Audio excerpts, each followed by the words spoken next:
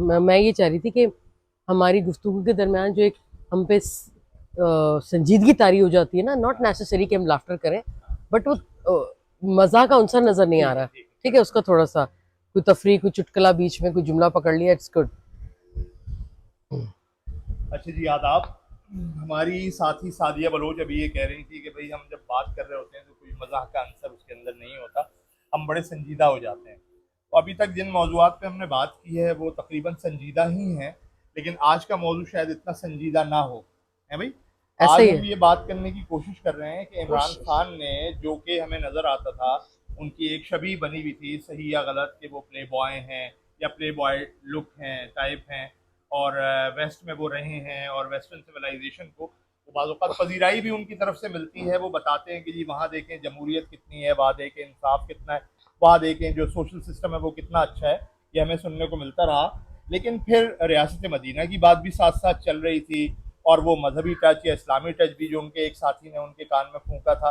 ये बहुत सारी बातें थी जिन्होंने मिलकर इमरान खान की एक शख्सियत को बनाया था। तो हम इस पे बात करने की कोशिश करेंगे कि इमरान खान की असल शख्सियत क्या है, और उनमें जो ट्रांसफॉर्मेशन हुई है वो हकीकी थी या वो एक सियासी मफाद के तहत थी या कोई मकासद थे उसके। तो सादिया, आपका इमरान खान के हवाले से, बचपन से आप इमरान खान को देख रही होंगी, बिल्कुल। और ज़ाहिर है मैंने ही हम पाला जानते है। हैं सारे पाकिस्तानी। तो हाँ, अगर शुक्र आपने पाला है तो आपको और है, शुक्र बेहतर है पता होगा। घुट्टी देने का इल्जाम मुझ पे नहीं आ तो गया। क्या आपका पहला तासुर इमरान खान के हवाले से क्या था जब देखिए, आपने शुरू में एज ए कौमी हीरो? अमूमी तौर पे जो लोगों की शख्सियत, खासतौर पे सियासी लोगों की जो शख्सियत है, उसमें उनकी ज़िंदगी का या शख्सियत का कोई भी पहलू आप मिन्हा नहीं कर सकते ना। लेकिन मेरा फिर भी इंटरेस्ट जो है वो ज़्यादातर उनकी पोलिटिकल आइडियोलॉजीज़ की तरफ होता है, उनकी समझ-बूझ क्या है, वो कैसे रिएक्ट कर रहे हैं। पर्सनल लाइफ जो है, ठीक है, वो मायने रखती है, लेकिन मैं उसको ज़्यादा नहीं जाना चाहती आप उसके ऊपर। संजीदा हो रही हैं बहुत। ये बात है, आपने जो मुझ पे इल्ज़ाम लगाया पालने वाला, तो मैं उसको भी तो कवर मारूँगी ना। तो ठीक है कि हम दो उनकी शख्सियत के रुख देख रहे हैं। और अगर ये कहा जाए कि जी वो जो इस्लामी टच वाला मामला था, वो तो सीधी सीधी सी बात है कि मार्केट में आजकल बिक क्या रहा है। अच्छा, अब देखिए, जब हम आप ये समझती हैं? देखिए, मतलब ये ऐसा तो मुझे आपने लगता बड़ी भी है। पटवारों वाली बात की है कि नहीं, यार वो तो इस्लामी पटवारी टच क्या दिख रहा करते है। हैं, पटवारी मतलब क्या वो करते इतने हैं? इखलास से रियासत मदीना बनाना चाह रहे हैं, वो कलमे से शुरू करते हैं, वो कुल वल्लाह पढ़ अच्छा, रहे होते हैं, दैट्स और पता नहीं व्हाट क्या क्या वाज वो लेट व्हाट एसेट मी बढ़ा लेट रहे मी होते लेट हैं। मी लेट एक मिनट, सादिया, मैं आपको एकदम सारी जंपिंग आपको ना करो। हाँ, देखो, हम ये पढ़ते आए हैं कि जी हर डिकेड के बाद जो है वो पहले ही तरीका कर ये था कि एक जैसे थीम दी जाती है ना, इस तरह कुछ थीम दी जाती थी। पोलराइज वर्ल्ड है, अच्छा वर्ल्ड वॉर है, कोल्ड वॉर है, इस तरह की चीजें। लेकिन वो चीज अब डेकेड्स पे नहीं रही, वो जंपिंग करनी शुरू हो गई, जो एक स्टडी बताती है। इनकी जहां तक मैं बात कर रही हूँ, जो ठीक है, उनको लग रहा था कि ये सेलिंग पॉइंट है, तो इसी से लोगों को उठा लो। मुझे ये बुनियादी लगता, सवाल ये है कि ये अब जो हमारे सादिया की खित्ते बात है में, ना मदीना वाली, वो कर लीजिए आप। बुनियादी बात ये है कि हमारे खित्ते में ये मजहब को सेलिंग पॉइंट बनाने का की जो तारीख है वो क्या बहुत है, वो इंपॉर्टेंट है। देखना पड़ेगा, जिससे हमारी नफ्सियात डेवलप हुई है इस खित्ते के लोगों के, इस खित्ते के मुसलमानों की, इवन इस खित्ते के हिंदुओं की। नहीं, लेकिन आज मैं अगर आप देखो तो वहाँ सनातन धर्म बिक रहा है। आज वहाँ हर आदमी अपने एक हिंदू रियासत की बात कर रहा है, खासतौर पे जो मोदी के जो मद्दाह हैं या फॉलोवर्स हैं और जिनकी हुकूमत है। तो ऐसा लग रहा है कि इस खित्ते के कोई जेनेसिस में, इसके ओरिजिन में ये है कि यार मजहब को इस्तेमाल किया जाए, या आम लोग मजहब से इतने जज्बाती तौर पे वाबस्ता हैं कि वो मजहब की हर बात को बाय कर लेते हैं। मतलब मैं अगर पीछे जाऊं तो मुझे तो शाह वलीउल्लाह भी नजर आते हैं कि शाह वलीउल्लाह ने उस वक्त जब मराठे हावी हो रहे थे और मराठों की हुकूमत कायम होने का इम्कान था कि दिल्ली पे कोई मराठा सल्तनत कायम हो जाएगी, तो उन्होंने बाकायदा मजहबी कार्ड इस्तेमाल करते हुए अहमद शाह अब्दाली को बुलाया। मतलब अहमद शाह अब्दाली को बुलाना ऐसा है कि आप बैरूनी मुदाखलत को दावत दे रहे हैं ना। टेक्निकली ये आपके मुल्क की का मसला था, आपके पड़ोसी का मसला था, आपके इर्द गिर्द का मसला था। अगर दिल्ली के थ्रोन पे, दिल्ली के तख्त पे मुगल बैठ सकते हैं, तुर्क बैठ सकते हैं, पठान बैठ सकते हैं, लोधी, खिलजी, ये पठान पठान डायनेस्टीज रही हैं, सूरी, और गुलाम बैठ सकते हैं, तो भाई क्यों मकामी बंदा क्यों नहीं बैठ सकता? उसके लिए क्या जरूरी है कि आप बैरूनी मुदाखलत को दावत दें? गोया ये आपने बैरूनी मुदाखलत को दावत दी। दूसरा मुझे नजर आता है, इसको हिस्टोरिकल अगर पर्सपेक्टिव में देखें, तो सर सैयद अहमद खान ने, जब उनको नजर आया कि यार कांग्रेस में प्रीडोमिनेंटली हिंदू हैं, जो उनकी क़यादत है उसमें ज्यादातर हिंदू हैं, तो उन्होंने वहां भी मुसलमानों को बाकायदा मना किया कि जी आप कांग्रेस में ना जाएं, कांग्रेस एक मुश्तरका सियासी जमात थी जो हिंदुस्तान के हुकूक के लिए बनाई गई थी। पाकिस्तान का बनना या हिंदुस्तान का तख्लीक होना वो एक मजहबी पहलू था उसके अंदर। और फिर पाकिस्तान में जो सबसे ज्यादा मजहब को इस्तेमाल किया गया है और उसकी बुनियाद पे अपने आप को लेजिटिमेट करने की कोशिश की है, वो आमिर जिया ने किया है। मतलब जिया का तो बाकायदा ये नारा था कि मुझे एक इस्लामी रियासत बनानी है, मर्द मोमिन मर्द हक। स्कूलों में उसने जिस किस्म का सेटअप शुरू कर दिया था, अंग्रेजी स्कूल खत्म कर दिए, यूनिफॉर्म उसने तब्दील कर दिया, अरबी पढ़ा रहे हैं आप। वो एक दफा ऐसा हुआ बाकायदा, शायद तुम्हें तो नहीं पता होगा, तुम्हारा बचपन होगा, ये तुम नहीं, बाकायदा ऐसा हुआ कि सादिया को याद होगा कि एक कौम से खिताब चल रहा है, कौम से खिताब के दौरान उसने कहा अच्छा जी अभी तो अजान का वक्त हो गया नमाज का, तो मैं उठ के नमाज पढ़ के आता हूँ। अबे भाई तू इस हिसाब से सेट कर लेता अपनी तकरीर का टाइम, नमाज पढ़ लेता। आपको ऑन एयर नमाज पढ़ने के लिए जाने का मतलब क्या था, आप क्या सिग्नल देना चाह रहे थे? और एक बात मैं और करूंगा, और जो एक बहुत अजीब और गरीब हमारी तारीख का वाक़या है वो ये है कि हमने देखा कि भाई अक़वाम मुत्तहिदा का इजलास हो रहा है और ज़िया-उल हक पोडियम पे खड़े हुए हैं, उनकी तकरीर शुरू होने वाली है और उसमें तिलावत कलाम पाक हो रही है अक़वाम मुत्तहिदा में। अक़वाम मुत्तहिदा एक सेक्युलर बॉडी है, उसमें किसी किस्म की मजहबी इस तरह की चीज़ की इजाज़त नहीं होती, लेकिन ज़िया-उल हक ने यह भी मनवा लिया कि जी वहाँ तिलावत कलाम पाक पढ़ा जाए।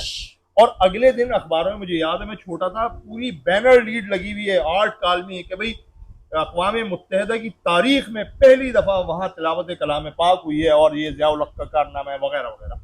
बाद में बहुत अरसे बाद खुला कि ये पूरा का पूरा फ्रॉड था। ये फ्रॉड किस तरह किया गया था? ये फ्रॉड इस तरह किया गया था कि ये ज़िया-उल हक अपने साथ कारी शाकिर कासमी या उन दोनों में से किसी एक को लेके गए थे, और अजहर लोधी भी गए थे जो पीटीवी के एक कंपेयर थे, जिन्होंने ये ऐलान किया था कि अब ज़िया-उल हक तकरीर करेंगे और उनसे पहले तिलावत कलाम पाक होगा, जो हम अपनी पीटीवी की नशरियात में देख रहे थे, उसकी स्क्रीन पे देख रहे थे। अब जब इन्होंने वहां जाके बात की कि भाई हमारे जो सदर साहब हैं वो अपनी तकरीर से पहले उनकी आदत है कि तिलावत कलाम पाक होती है, तो अक़वाम मुत्तहिदा वालों ने मना कर दिया। उन्होंने भाई एक सेक्युलर बॉडी है, अगर हम आज कहेंगे कि तिलावत कर लो, कल को वो कहेंगे हिंदू के भजन करेंगे हम, फिर वो कोई कहेगा हमें तालमोद पढ़नी है, तो उन्होंने मना कर दिया कि एक तो ये पॉसिबल नहीं है इस वजह से। दूसरी बात ये है कि इसका तरीका ये होता है, प्रोटोकॉल ये है कि अगर एक प्रेसिडेंट बात करके गया तो फौरन अगला प्रेसिडेंट आएगा, बीच में कुछ नहीं होता उसके। तो ये दो वजूहात पे अब नहीं कर सकते, लेकिन वहां चूंकि वो मंजन बेचना था, वो एक मजहबी टच देना था, तो उन्होंने ये किया कि तय ये हुआ कि ज़िया-उल हक जब तशरीफ लाएंगे वो पोडियम पे खड़े होकर 3 या 5 मिनट खामोश रहेंगे बिल्कुल, और उस दौरान जो पाकिस्तानी टेलीविजन स्क्रीन हैं उन पे सुनाई देगा तिलावत कलाम पाक, और ऐसा तासुर मिलेगा कि जो गोया अक़वाम मुत्तहिदा में तिलावत कलाम पाक की आवाज गूंज रही है। मतलब अक़वाम मुत्तहिदा में कोई आदमी नहीं सुन रहा, पाकिस्तान के हर टीवी स्टेशन, हर टीवी सेट के ऊपर तिलावत कलाम पाक आ रही है। जब वो 3 मिनट का वक्त गुजर गया या 5 मिनट का जो तय किया था, तो ज़िया-उल हक ने तकरीर करनी शुरू कर दी। यार ये कितना बड़ा फ्रॉड था, कितनी बड़ी धोखाधड़ी थी। तो ये हमारे उस मिजाज का हिस्सा बना दिया गया था या बन गया था जिसमें अल्टीमेटली इमरान खान की पैदाइश होनी थी, या इमरान खान का सादिया ने जो भी बात की थी ना, बस मैं बात खत्म कर रहा हूँ, यहाँ तक आके ना मैं रुकूंगा, आप लोग अपनी बात करें, फिर मैं ये बताने की कोशिश करूंगा कि इमरान खान इम्मी से तालिबान खान तक कैसे पहुंचा, उसके इर्द गिर्द लोग कौन थे। उसने रियासत मदीना की बात फ्लोट करना शुरू की, उस वक्त उसकी उम्र क्या है? उसकी इम्पोर्टेंस क्या है? नहीं वो उम्र हुई थी इसको वो अपनी सियासी उम्र गर्दानते हैं। हमने ये पहले से ही पॉडकास्ट के शुरू में कैसे तय कर लिया कि वो जो है उसने मजहब बेचने के लिए नहीं तय नहीं किया, हमने एक सवाल उठाया कि क्या ऐसा है, तालिबान की बात से ऐसे क्या लग ऐसा रहा है है कि उसने उसको शुरू में जो है ना ज़िया से जोड़ दिया कि वो ज़िया जैसा था या ज़िया बनने की कोशिश कर रहा था। नहीं मेरा ख्याल है उन्होंने उसको लिंक बनाया है। हाँ मतलब मुझे ऐसा नहीं लगता कि ऐसा था।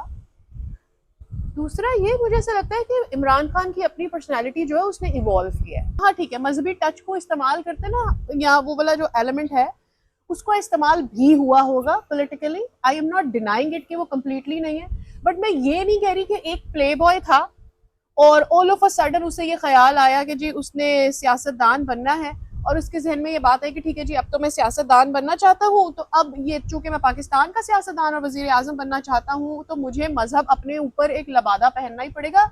मैं ये कहना चाहती हूँ ये नहीं था, ऐसा नहीं था। व्हाई आई से आइडियोलॉजिकली वो चेंज हुआ है, ट्रांसफॉर्मेशन, वो उसकी ट्रांसफॉर्मेशन हुई है, एंड आई हैव क्या बोलते हैं दलील है मेरे पास उसकी। खुद इमरान खान ने अपनी एक दो जगह पर लिखा है, एक दो इंटरव्यूज में भी उसने बोला है कि भाई my mother use to tell me कि तुम नमाज पढ़ो, रोजा रखो, करो, but I was not even a practicing Muslim. वो अपने चाइल्डहुड की बात करे, कह रहा मेरे लिए ये रिचुअल्स थी कि हम जाते हैं, ईद की नमाज पढ़ के आते हैं, हम जाते हैं कब्रिस्तान में जाके फातिहा करके आ जाते हैं, रोजे रख लेते हैं। तो आई डिड नेवर, मतलब मेरे लिए वो more of a culture thing थी।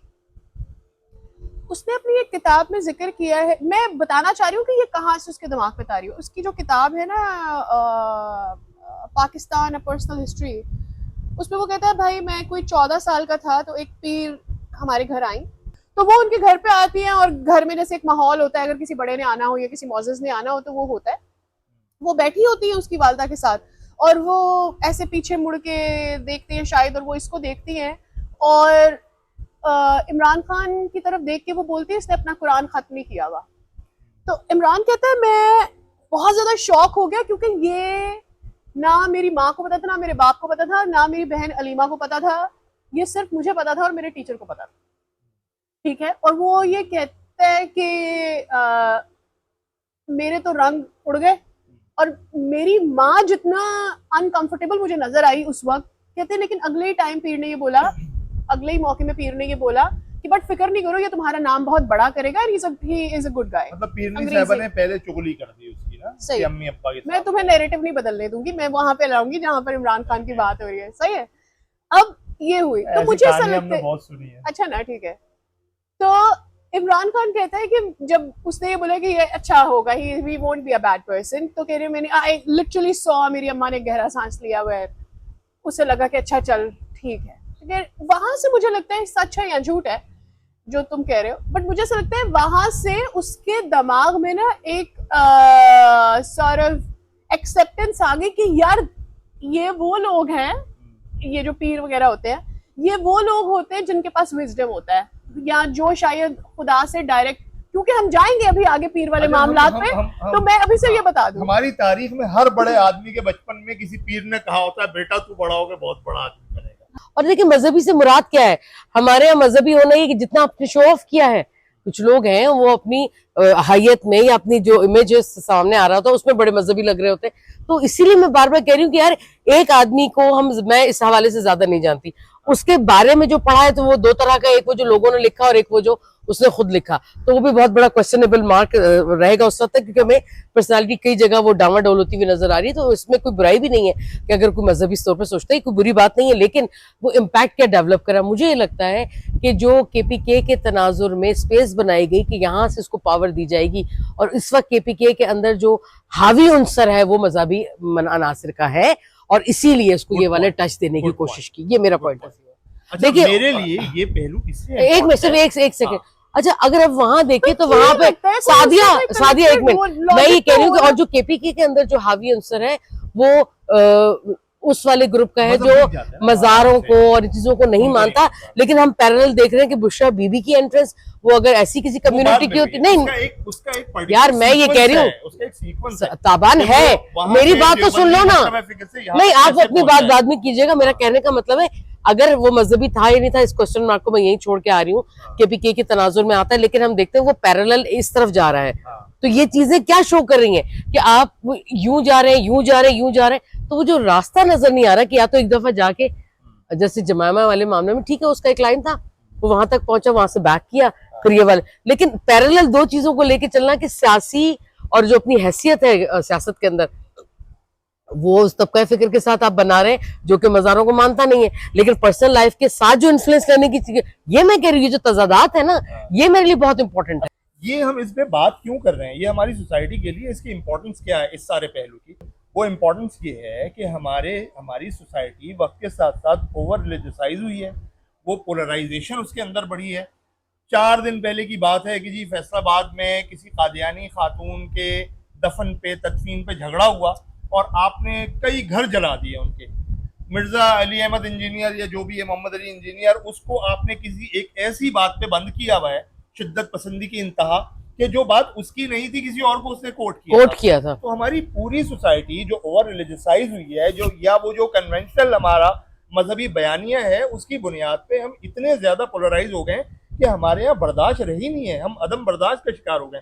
इसलिए ये बात इंपॉर्टेंट है कि हमारे बड़े लीडर जिनके पीछे लोग लगते हैं, जिनको लोग फॉलो करते हैं, वो क्या बयानियां बना रहे हैं, आपकी जहनसाजी क्या कर रहे हैं, उससे सोसाइटी बनती है।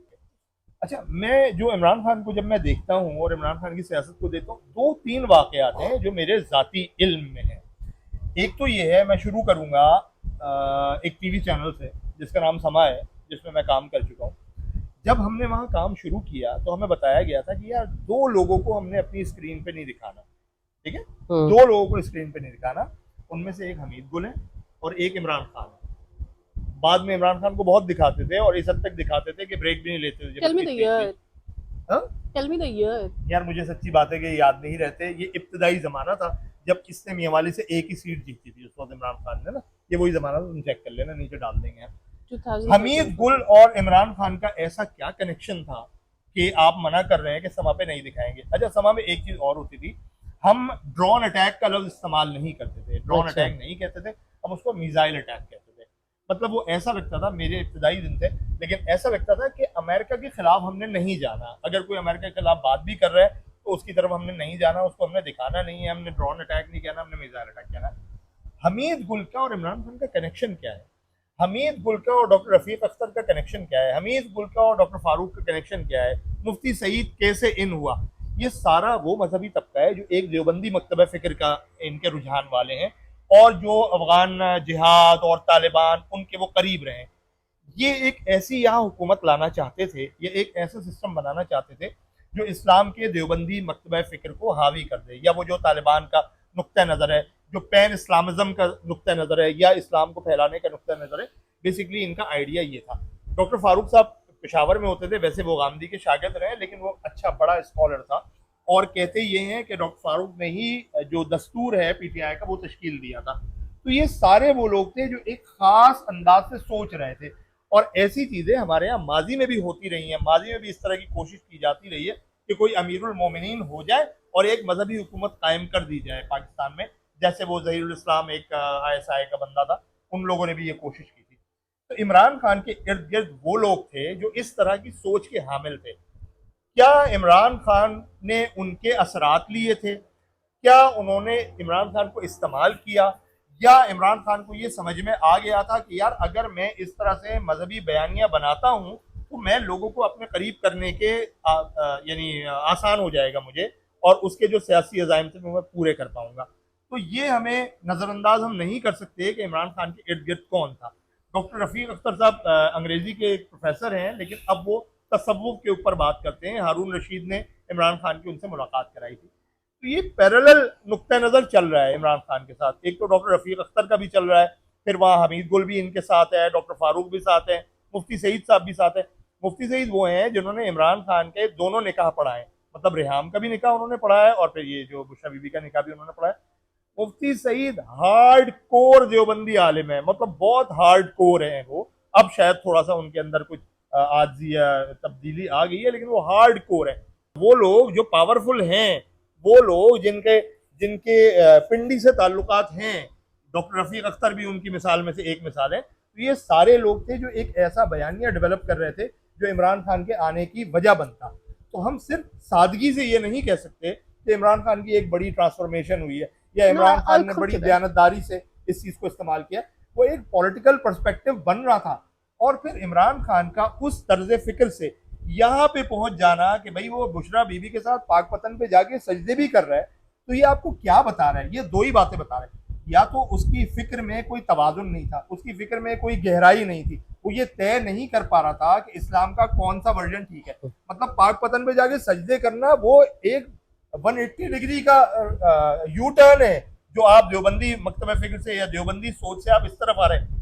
या असल मकसद यही था कि भाई मुझे कोई ना कोई मजहबी तबके को अपने साथ मिल के हुकूमत पे कब्जा करना है, और उसके बाद जो भी मुझे करना है वो है। अच्छा। तो मैं तो इसी नतीजे पर पहुंचा हूँ कि इमरान खान ने जो भी ये मजहबी अपना बयानिया इख्तियार किया, उसका मकसद यही था कि वो अपने मकासद पूरे करे। और मैं उस चीज को नजरअंदाज नहीं कर सकता कि जब कासिम सूरी उसके कान में कह रहा है कि सर इस्लामी टच बहुत आगे चले गए थे, आगे होते नहीं, मैं आगे इसलिए होते। नजरअंदाज कर सकता कि तो वो बहुत एक- एंड पर आ गए हो वो तो। जब भी हो रहा है, लेकिन ये जहन साजी थी ना, जहन में था कि भाई हमने मजहबी टच इस्तेमाल करना है, हमने इसको टारगेट करना है। फिर ताकि अपने वो फिर मकासद को हम जहन में पूरे नहीं करें। था, वो डिक्टेटेड था। वो फिलोसफी थी, वो जहन में नहीं, नहीं था, वो philosophy नहीं। philosophy थी। मेरा वो ख्याल है by उसको design- लाइन दी वो गई। by design था ये। मुझे ऐसा यस लगता यस, है- दिस इज वन। Exactly. और फिर अचानक से बीच में इस देवबंदी कोर हार्ट ग्रुप की तरफ से इनिशिएटिव लेने के बावजूद फिर एक एपिसोड दिखी जो कि बिला क्या कहते हैं, बिला मुबालगा बहुत बहस में आया, बहुत बुरी किस्म की तनकीद हुई कि अचानक हम देखते हैं कि एक शिया आलिम उठ के जाते हैं और उनको इमाम जामिन बांध देते हैं। तो भाई ये, अगर आपको किसी से मोहब्बत और आपने इमाम जामिन बांधना है तो आप जरूरी नहीं कि आप उसको टीवी पे दिखाएं। क्या मैसेजेस देना चाह रहे हैं, अब उनके लोगों के एतराज सामने नहीं आते, तो कहीं उसको मुझे लगा कि उन्होंने इस रास्ता तो ये वाला दिया कि इधर से आ जाओ, लेकिन उसके बाद चूंकि वो उसमें फिट नहीं आ रहा था तो उसको पता ही नहीं कि क्या करना है, उससे फिर ये एपिसोड्स करवाते चले गए आप। लेकिन सारी बातों के अंदर जो सबसे इंपॉर्टेंट है, देखिए अगर आप आइडियोलॉजिकली ट्रांसफॉर्मेशन में है, ये आपका राइट है। हाँ। आज आप अल्लाह को नहीं मानते, कल आप उसके डिफेंडर बन के खड़े हो जाते हैं, ये भी आपका पूरा राइट है, सब कुछ आपके पास है। सवाल ये है कि आपकी हैसियत क्या है समाज में। अगर आप समाज में एक इंसाफ की बात कर रहे हैं, आप कह रहे हैं मैं तब्दीली लेके आना चाहता हूँ, मैं मुहिब्बे वतन हूँ, तो फिर मैं आपसे एक्सपेक्टेशन भी वही कर रही हूँ। अगर आप इंसाफ कर रहे हैं तो फिर इंसाफ के अंदर ये चीजें नहीं आती कि आप उसमें फिर रिलीजन को सहारा लेके करें। अच्छा, नाउ आई आपको हैव अपने इट। समाज को भी देखना है कि वो जा किस तरफ रहा। मुझे ऐसा लगता है सीधी ये सादिया। उसकी अपनी फाइंडिंग था, ये उसका वे ऑफ फाइंडिंग थ्रू था। ऑलरेडी आप लोग मुझे वो कर चुके हो कि मेरा पर्सपेक्टिव शायद गलत है। एक इंटरव्यू में देख रही थी किसी का, ये सुनो चैनल पर देख रही थी, कोई जर्नलिस्ट थे जो इमरान खान के काफी करीबी भी हैं। उन्होंने बोला कि कोई पीर बशीर थे, उन किसी ने उनको उनसे इंट्रोड्यूस करवाया and he was his guiding light from there. और वो जाता था और वो अपने ख्वाबों की ताबीर उनसे मांगता था। और वो, अच्छा, उसने अपनी किताब में भी पीर बशीर का, ये मैंने बाद में फिगर आउट किया कि किताब में भी लिखा हुआ है, जिक्र किया हुआ है उसने। बट ही सेज कि जी पीर बशीर जो थे वो मेरे उन ख्वाबों, मेरे उन मसलों का हल मुझे बता देते थे जो कोई नहीं बताता था। मैं क्या सोच रहा हूँ मुझे बता देते थे। मैं मतलब मेरी लाइफ के बारे में बहुत सारी चीजें ऐसी जो सिर्फ मुझे पता थी वो मुझे बता देते थे। अच्छा, इसके बारे में यहाँ तो किताब में चलो बहुत बाद में आया ना, मुझे ऐसा, मैं देखो चूंकि I am my self not a hard core believer of religion, तो मेरे लिए भी ये फनी है, मेरे लिए डिफरेंट एस्पेक्ट है इस बात का। लेकिन मैं सिर्फ, but a person who understands लोगों की साइकोलॉजी या पढ़ने की कोशिश करते हैं, तो मुझे ऐसा लगता है कि यार लोगों पे असर होता है इन सारी चीजों का जब वो खाली होते हैं, जब वो कुछ अपने आप को सेटिस्फाई या खुश करने के लिए कोई चीजें ढूंढ रहे होते हैं ना। तो रिलीजन सबसे बड़ी हमारी सोसाइटी में एक सिंपैथी है जो लोगों के सर पे रख दी जाती है कि तू इस तरफ हो जा। और मुझे ऐसा लगता है उस मोमेंट पे कोई पीर बशीर साहब थे, उन्होंने उसकी बड़ी मदद की until he died and he probably died in 2002 or 2003. Until then he was his guiding light. जो भी वो मसला फंसाता था तो वो चला जाता था। 92 के वर्ल्ड कप के बाद he went to his tribe, south Waziristan वाला।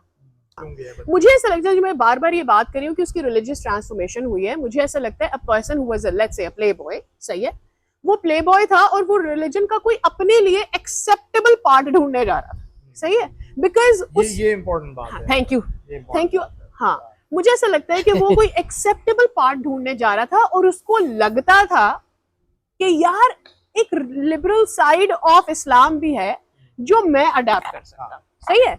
वो उसके लिए वहां गया था। और जब वो वहां 92 या जब भी वहां 93 में उसकी बुक पब्लिश हुई, तो मुझे लगता है उससे साल पहले गया होगा या जब भी, तो जब वो वहां गया तो उसने देखा कि जो साउथ वजीरिस्तान के लोग हैं वो सिर्फ कल्चर तक महदूद हैं। जो उसके ट्राइब के पीर रोशन साहब ने जो एक इनिशियलाइज किया था, you know, the liberalisation of Islam with the fact कि जी औरतें भी, अच्छा, उसका जो मुझे जो सबसे बड़ा इंपॉर्टेंट पार्ट लगा वो तो ये कि वो ये कहते थे कि भाई जो इस्लाम है वो आप खुद पढ़ के रिसीव करें। दूसरा पार्ट वो ये कहते हैं कि जी आप इसको मर्दों तक महदूद ना करें, औरतों तक एजुकेशन को फैला के लेकर आए, which was the actual problem with Mughals के, और ये कि कॉमनर्स तक इस्लाम को लेकर आए। It shouldn't be restricted to the upper class या एलीट तक रिलीजन नहीं होना चाहिए।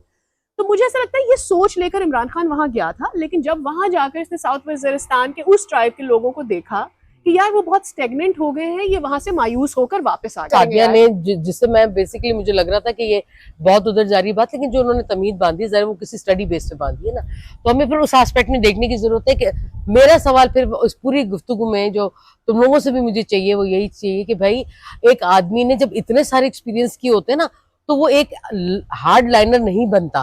वो अपने आप को जिस तरह से ले रहा था वो आपको भी वो स्पेस देगा, लेकिन वो आके सुई अटकती वहीं पे है कि वो आपको एक हार्ड लाइनर इस्लामिक वर्जन देने की कोशिश करता है, जो बहुत तकलीफ दे है। अच्छा जी, यहाँ पे मेरे ख्याल है हम कंक्लूड करते हैं। ये दो पर्सपेक्टिव हैं जो आपके सामने आए हैं और हमारे भी सामने ये आए हैं। इसमें कुछ हमारी भी जो मालूमात है और हमारी भी दानिश है उसमें कुछ इजाफा करना चाहें तो आप ज़रूर कीजिए। बहुत शुक्रिया।